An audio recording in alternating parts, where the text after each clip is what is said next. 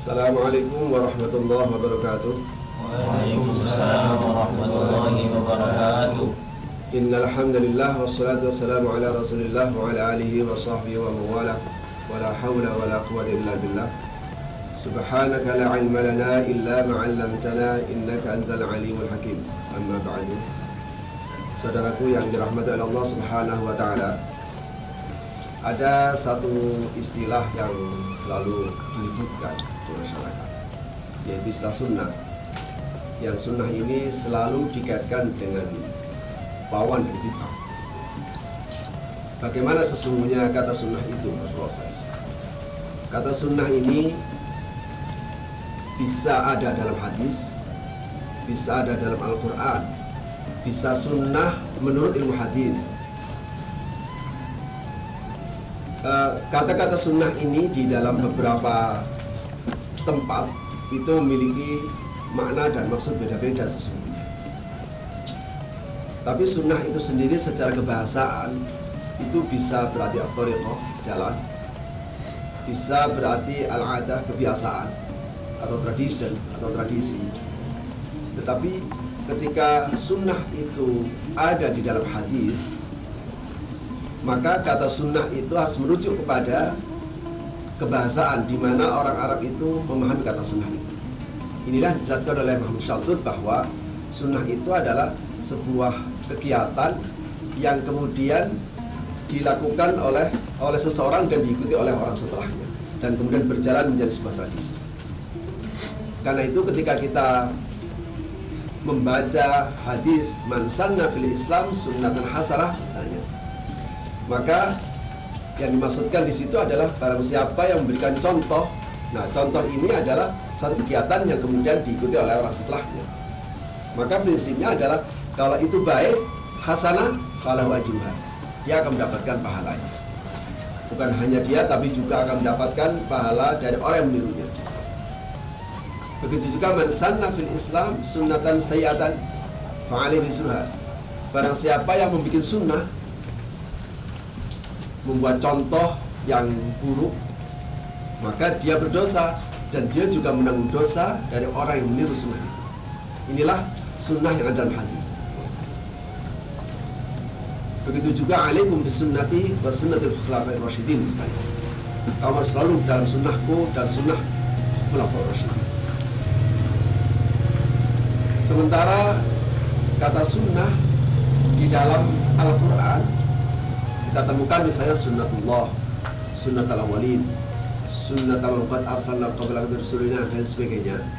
Kata-kata sunnah ini di dalam Al-Quran itu berbeda dengan hadis. Kenapa? Karena sunnatullah ini di dalam Al-Quran itu adalah kebiasaan Allah di dalam memperlakukan masyarakat. Apa maksudnya? Sunnatullah itu secara sederhana bisa kita katakan hukum Allah yang berlaku di dalam sebuah masyarakat. Sehingga ketika Allah memperlakukan masyarakat seperti apa?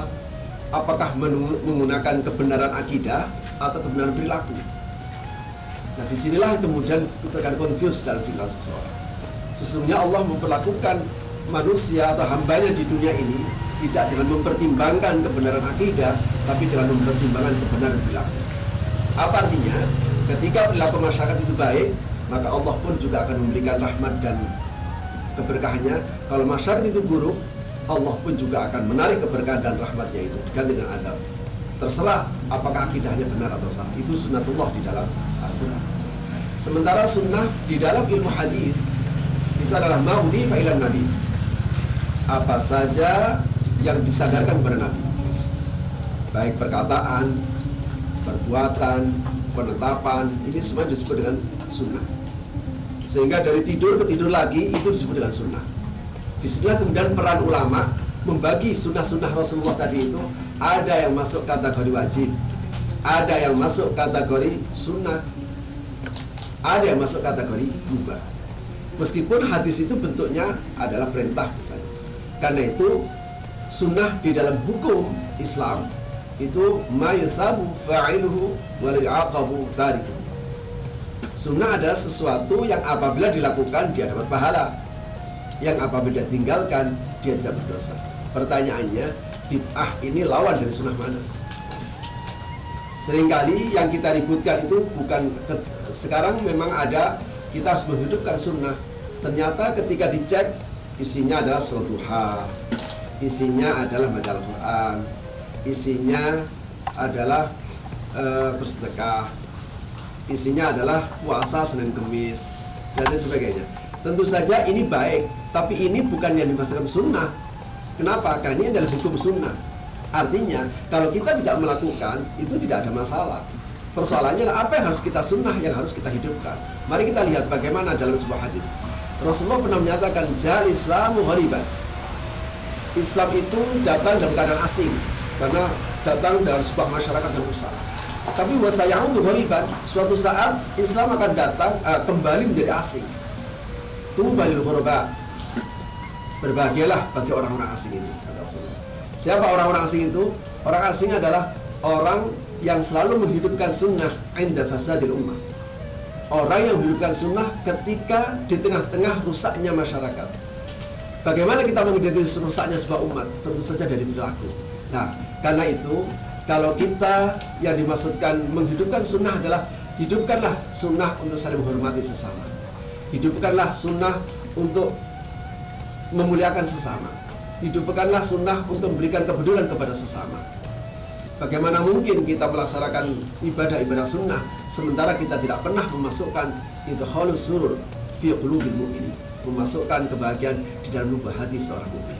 Nah, ini adalah sunnah yang jelas yang dicontohkan Rasulullah. Karena begitu, bid'ah itu sesungguhnya bukan sesuatu yang baru, tetapi sesuatu yang mengada-ada di dalam agama. Karena itu Ibnu Rajab menyatakan bahwa yang kemudian menjadi lawan dari sunnah itu ada lawan dari sunnah kemudian menjadi bid'ah, itu adalah sunnah-sunnah yang disepakati oleh para ulama dengan sunnah yang wajib. Misalnya sholat maghrib 3 rakaat, kok ada 4 rakaat, itu bid'ah, ditolak. Karena itu Al-Quran ketika dibukukan, meskipun ini tidak ada dalam Rasulullah, meskipun pada mulanya ditentang oleh Abu Bakar sebagai bid'ah, tapi oleh Abu Bakar akhirnya diterima. Kenapa? Karena itu memiliki kebaikan.